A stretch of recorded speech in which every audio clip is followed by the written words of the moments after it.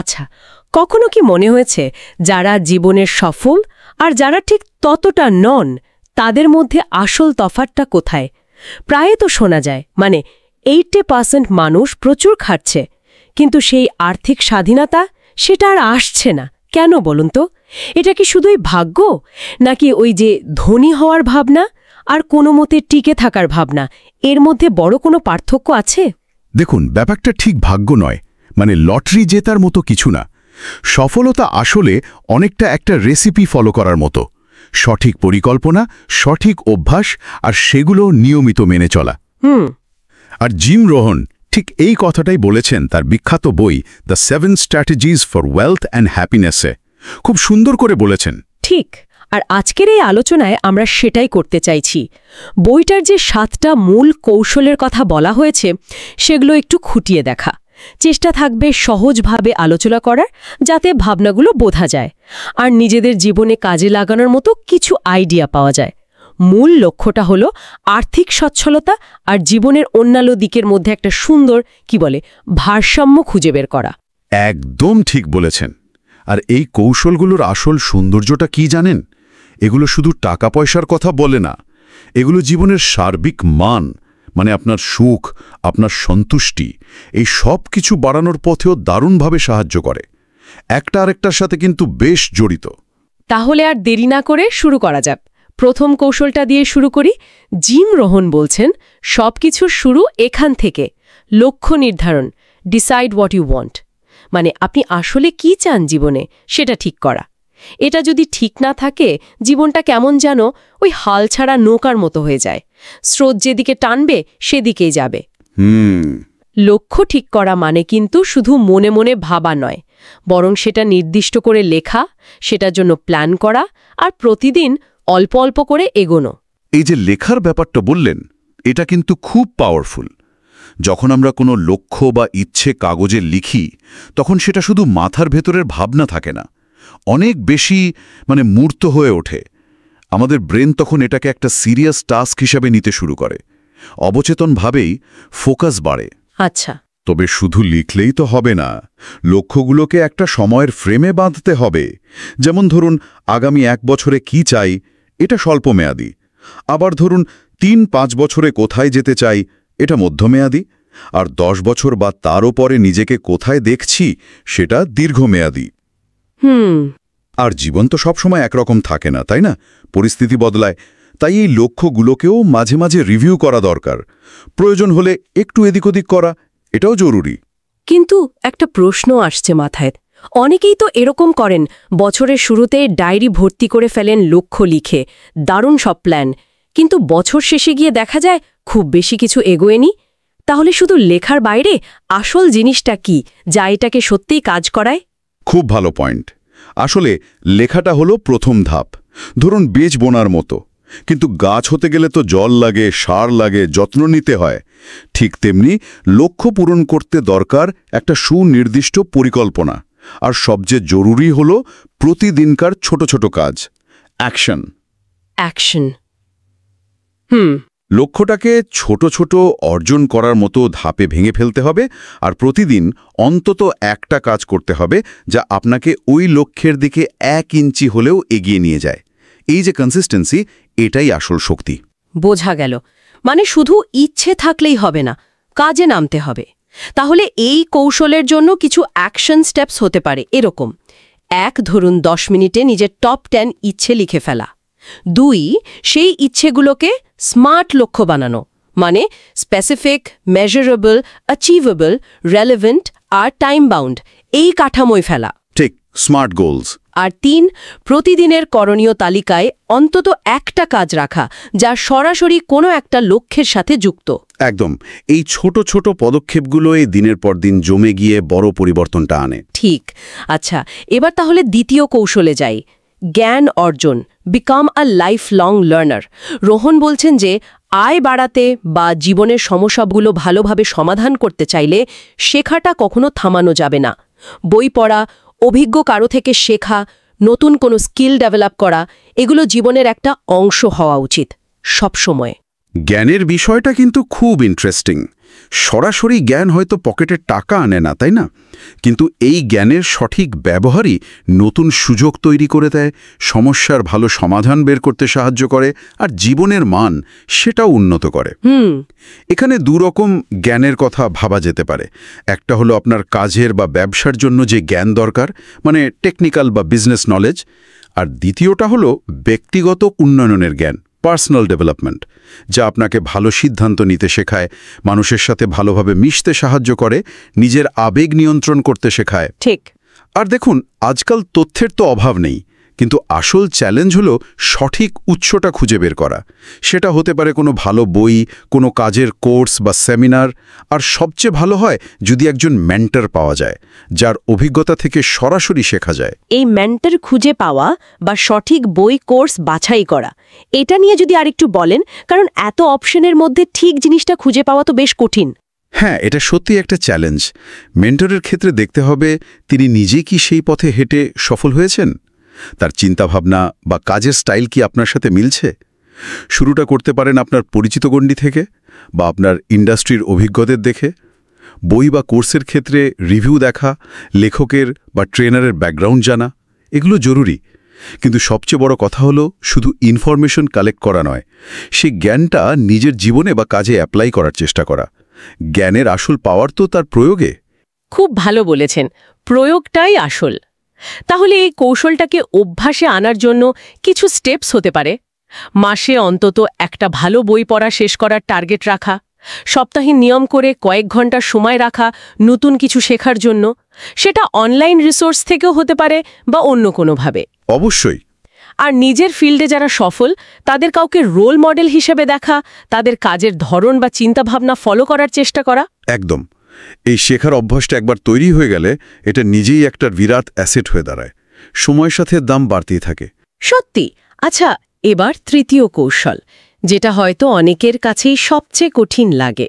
পরিবর্তন শিখুন ও আত্মশৃঙ্খলা। Learn how to change discipline. Rohn বলছেন, শুধু জানলেই তো হবে না, জানার সাথে সাথে নিজেকে বদলাতে হবে। পুরনো খারাপ অভ্যাস ছাড়তে হবে, নতুন ভালো অভ্যাস তৈরি করতে হবে। আর এই বদলের জন্য যে চালিকা শক্তি দরকার, সেটাই হলো ডিসিপ্লিন বা আত্মশৃঙ্খলা। সফলতা কোনো একদিনের হঠাৎ বিস্ফোরণ নয়, এটা আসলে প্রতিদিনের ছোট ছোট শৃঙ্খলাবদ্ধ কাজের যোগফল। এখানেই ওই কম্পাউন্ড এফেক্ট বা 1% রুলের আইডিয়াটা চলে আসে। মানে প্রতিদিন যদি আমরা আগের দিনের চেয়ে মাত্র 1% উন্নতি করি যে কোনো বিষয়, তাহলে 1 বছর শেষে আমরা শুরুর থেকে প্রায় 37 গুণ ভালো জায়গায় পৌঁছে যেতে পারি। এই ছোট ছোট ভালো পরিবর্তনগুলো সময়ের সাথে চক্রবৃদ্ধি হারে বাড়ে। দাহ, 37 গুণ! হ্যাঁ, আর আত্মশৃঙ্খলা মানে কিন্তু শুধু জোর করে কিছু করা নয়। এর মানে হলো সময় মতো কাজ করা, লোভ সামলানো, প্ল্যান অনুযায়ী চলা, মানে খাত্তা যখন মন চাইছে না তখনও। আর পরিবর্তনের পথে একটা বড় বাধা হলো ভয়, ব্যর্থ হওয়ার ভয়, লোকে কি বলবে সেই ভয়। এই ভয়গুলো জয় করাটাও কিন্তু ডিসিপ্লিনের অংশ। সত্যি বলতে, নতুন অভ্যাস তৈরি করা বা পুরনোটা ছাড়া এটা বেশ কঠিন। আমিও চেষ্টা করেছি। ধরুন, ঠিক করলাম রোজ সকালে এক্সারসাইজ করব। প্রথম কদিন খুব উৎসাহ থাকে, তারপর আস্তে আস্তে কেন যেন হারিয়ে যায়। এই যে কনসিস্টেন্সি, এটা ধরে রাখাটাই মনে হয় আসল চ্যালেঞ্জ। একদম। আর এখানেই ডিসিপ্লিনটা কাজে লাগে। কিছু টেকনিক আছে, যেমন কোনো জরুরি অভ্যাস তৈরির জন্য একটা 30 দিনের চ্যালেঞ্জ নেওয়া। বলা হয় একটা অভ্যাস মোটামুটি সেট হতে এই রকম সময় লাগে নিউরাল পাথওয়ে তৈরি হতে। 30 দিন? আচ্ছা। খারাপ অভ্যাসের ক্ষেত্রে সেটার প্যাটার্নটা বোঝা জরুরি। কিসে এটা ট্রিগার হয়, মানে শুরু হয়, মূল অভ্যাসটা কি, আর তার ফলে কি রিওয়ার্ড বা পুরস্কার পাওয়া যায়। এই ট্রিগার, রুটিন, রিওয়ার্ড চক্রটা বুঝতে পারলে রুটিনটাকে একটা ভালো কিছু দিয়ে রিপ্লেস করার চেষ্টা করা যায়। ইন্টারেস্টিং। আর অবশ্যই নিজের প্রোগ্রেস ট্র্যাক করা, একটা ডায়েরিতে বা অ্যাপে লিখে রাখা, এটা নিজেকে একটা অ্যাকাউন্টেবিলিটি দেয়, মোটিভেশনও ধরে রাখতে সাহায্য করে। ঠিক। তাহলে অ্যাকশন স্টেপগুলো হতে পারে কোনো ভালো অভ্যাস আয়ত্ত করতে 30 দিনের চ্যালেঞ্জ নেওয়া, কোনো খারাপ অভ্যাস বদলাতে চাইলে তার ট্রিগার, রুটিন, রিওয়ার্ড সাইকেলটা খুঁজে বের করে রুটিনটা বদলানোর চেষ্টা করা, আর নিজের অগ্রগতির হিসাব রাখা, একটা লগবুক মেনটেন করা। হ্যাঁ, আর মনে রাখতে হবে শুরুটা ছোট ছোট স্টেপে করাই ভালো।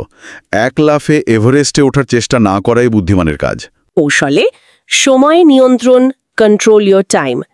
রোহনের মতে টাকা বা অন্য যে কোনো কিছুর চেয়েও সময় বেশি দামি, কারণ এটা লিমিটেড, একবার চলে গেলে আর ফেরত পাওয়া যায় না। ঠিক। তাই সময়কে খরচ না করে বিনিয়োগ করতে শিখতে হবে। আর এর জন্য সবচেয়ে জরুরি হলো কাজগুলোকে প্রায়োরিটাইজ করা, মানে গুরুত্ব অনুযায়ী সাজানো এবং সময়কে সচেতনভাবে ব্যবহার করা। সময় ব্যবস্থাপনার জন্য একটা খুব কাজের মডেল আছে, আইজেনহাওয়ার ম্যাট্রিক্স। শুনেছেন হয়তো? হ্যাঁ, শুনেছি। জরুরি আর গুরুত্বপূর্ণ এরকম ভাগ, তাই না? একদম। সব কাজকে 4 ভাগে ভাগ করা। 1. জরুরি এবং গুরুত্বপূর্ণ, আর্জেন্ট অ্যান্ড ইম্পর্ট্যান্ট, এগুলো এখনই করতে হবে। 2.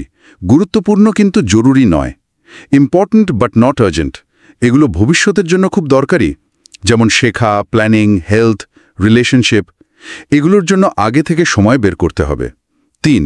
জরুরি কিন্তু গুরুত্বপূর্ণ নয়, আর্জেন্ট বাট নট ইম্পর্ট্যান্ট, অনেক সময় অন্যের চাপানো কাজ বা গুরুত্বহীন মিটিং এই ক্যাটাগরিতে পড়ে, এগুলো সম্ভব হলে অন্যকে দেওয়া বা এড়িয়ে যাওয়া ভালো।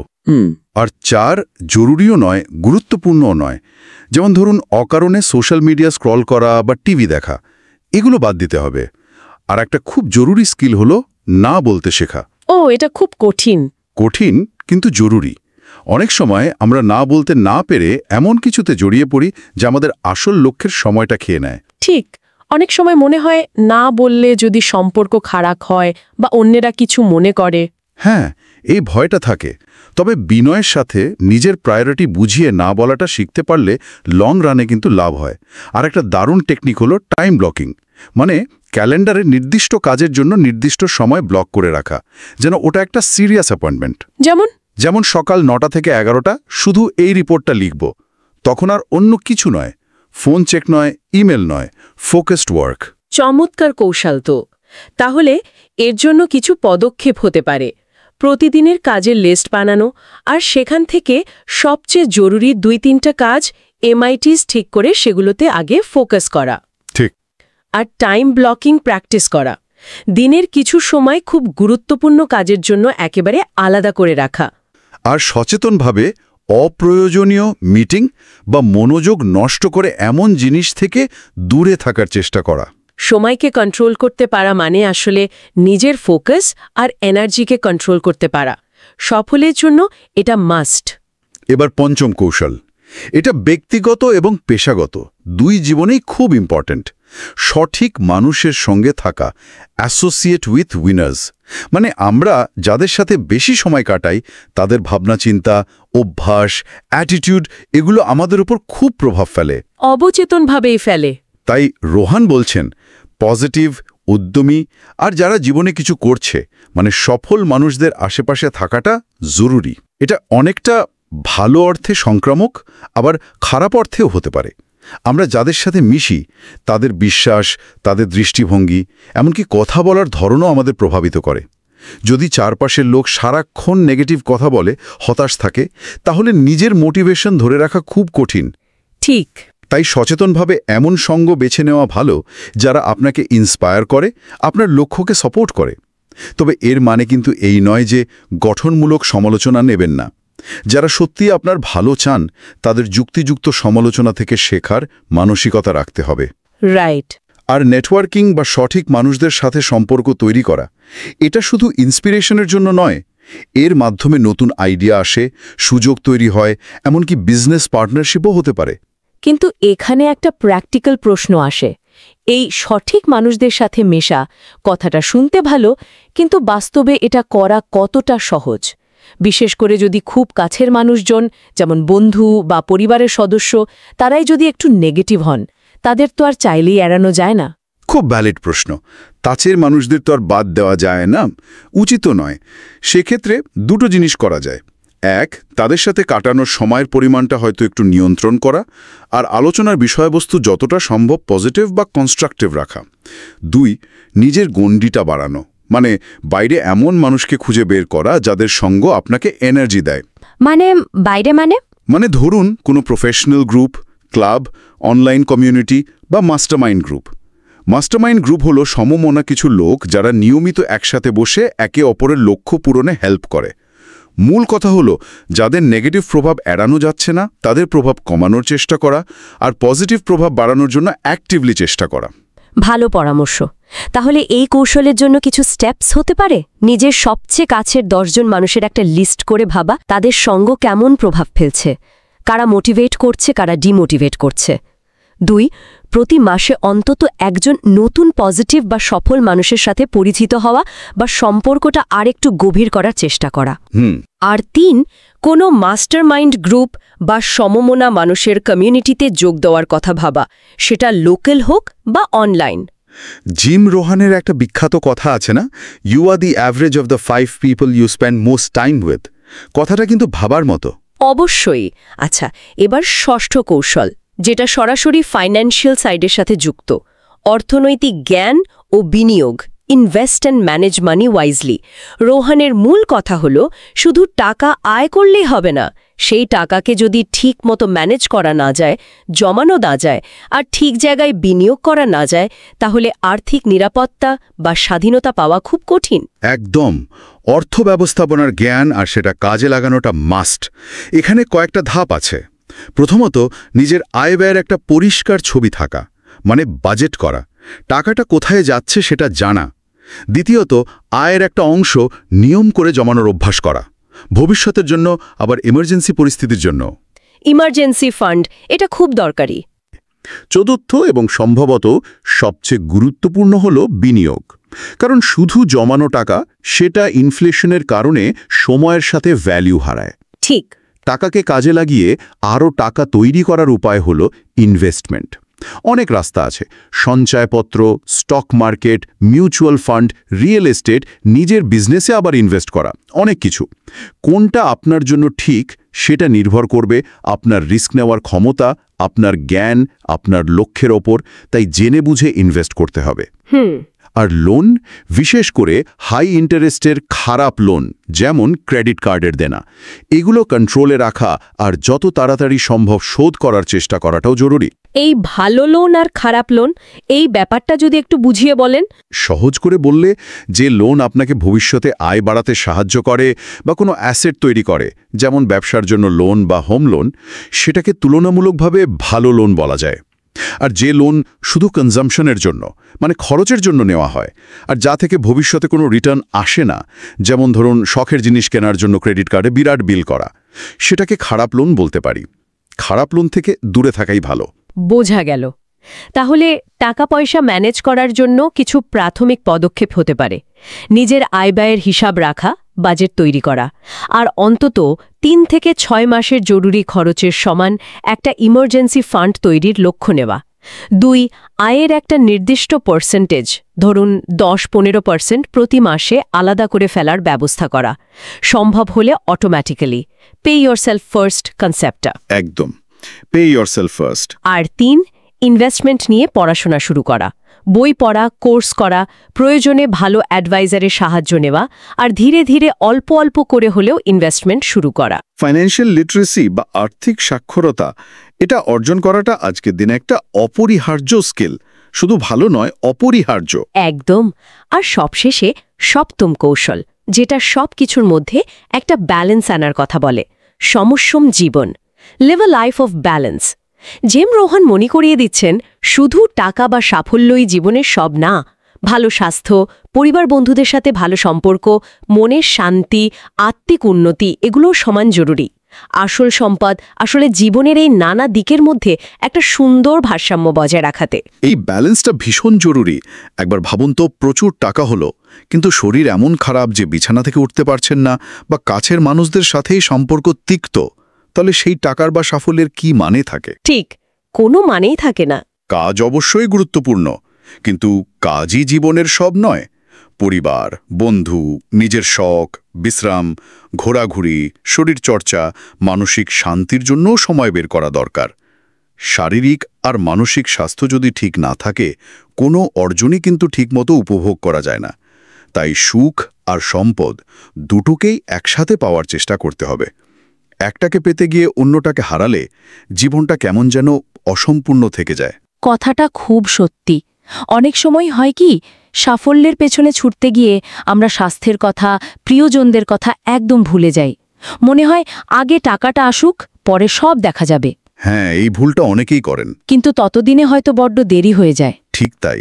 আর ব্যালেন্স মানে কিন্তু সব দিকে সমান সমান সময় দেওয়া নয়, সেটা হয়তো সম্ভব না। ব্যালেন্স মানে হলো নিজের কাছে কোন জিনিসগুলোর গুরুত্ব কতটা সেটা বোঝা, আর সেই অনুযায়ী সচেতনভাবে সেগুলোতে সময় আর মনোযোগ দেওয়া। জীবনের বিভিন্ন স্টেজে এই প্রায়োরিটি বদলাতেও পারে। মূল কথা হলো জীবনের কোনো একটা দিক যেন অন্য সব দিককে পুরোপুরি ঢেকে না ফেলে। তাহলে ব্যালেন্স ধরে রাখার জন্য কিছু উপায় হতে পারে। উইকেন্ডে বা রোজকার রুটিনে পরিবার বা বন্ধুদের জন্য নির্দিষ্ট সময় রাখা, আর সেই সময়ে কাজের চিন্তা একদম দূরে। 2, একটা হেলদি লাইফস্টাইল ফলো করার চেষ্টা করা, মানে ঠিকঠাক ঘুম, নিয়মিত এক্সারসাইজ, পুষ্টিকর খাবার। অবশ্যই বেসিক্স। আর 3, মাঝে মাঝে, ধরুন মাসে একবার, জীবনের মেইন দিকগুলো অর্থ, সম্পর্ক, স্বাস্থ্য, পার্সোনাল গ্রোথ এগুলো একটু রিভিউ করে দেখা সব ঠিকঠাক আছে কিনা, নাকি কোথাও বেশি বা কম মনোযোগ পড়ছে। প্রয়োজন মতো অ্যাডজাস্ট করা। এই সচেতনভাবে রিভিউ করাটা খুব জরুরি। তাহলেই বোঝা যায় ব্যালেন্সটা কোথায় নষ্ট হচ্ছে আর সেটা ঠিক করতে কি করা দরকার। দারুণ। তাহলে আজকের এই আলোচনা থেকে জিম রোহানের 7টা কৌশলের মূল কথাগুলো যদি এক নজরে বলি: 1, লক্ষ্য ঠিক করুন, কোথায় যাবেন জানা দরকার। 2, জ্ঞান অর্জন করুন, শেখা কখনো থামাবেন না। 3, বদলান এবং শৃঙ্খলা আনুন, জানার সাথে অভ্যাসও বদলাতে হবে। 4, সময় নিয়ন্ত্রণ করুন, সময় সবচেয়ে দামি। 5, সঠিক মানুষের সাথে মিশুন, সঙ্গ প্রভাব ফেলে। 6, অর্থ পরিচালনা শিখুন, আয় যথেষ্ট নয়, জমাতে হবে, বাড়াতে হবে। আর 7, ভারসাম্য রাখুন, জীবন মানে শুধু কাজ নয়, সবকিছুর যত্ন নিন। আর এটা মনে রাখা খুব জরুরি যে এই কৌশলগুলো কিন্তু আলাদা আলাদা নয়, এগুলো সব একটার সাথে আরেকটা জড়িত, ইন্টারকানেক্টেড। একটাতে উন্নতি করলে দেখবেন অন্যগুলোতেও তার ভালো প্রভাব পড়ছে। আর এটা কোনো রাতারাতি বড়লোক হবার ম্যাজিক ফর্মুলা নয়, এটা একটা লম্বা জার্নি, একটা জীবন দর্শন। ধৈর্য ধরে, মানে কুজুনি, মানে নিয়মিতভাবে চেষ্টা চালিয়ে যেতে হবে। চমৎকার বললেন। তাহলে আজকের মতো শেষ করার আগে একটা প্রশ্ন রেখে যাই সবার জন্য। এই যে 7টা কৌশলের কথা আমরা শুনলাম, এর মধ্যে এই মুহূর্তে নিজের জীবনে কাজে লাগানোর জন্য কোন কৌশলটা সবচেয়ে জরুরি মনে হচ্ছে, বা হয়তো সবচেয়ে চ্যালেঞ্জিং? আর সেই পথে এগোনোর জন্য একদম ছোট্ট প্রথম পদক্ষেপটা কি হতে পারে, যেটা হয়তো আজ বা কাল থেকেই শুরু করা যায়? একটু ভাবার অনুরোধ রইল।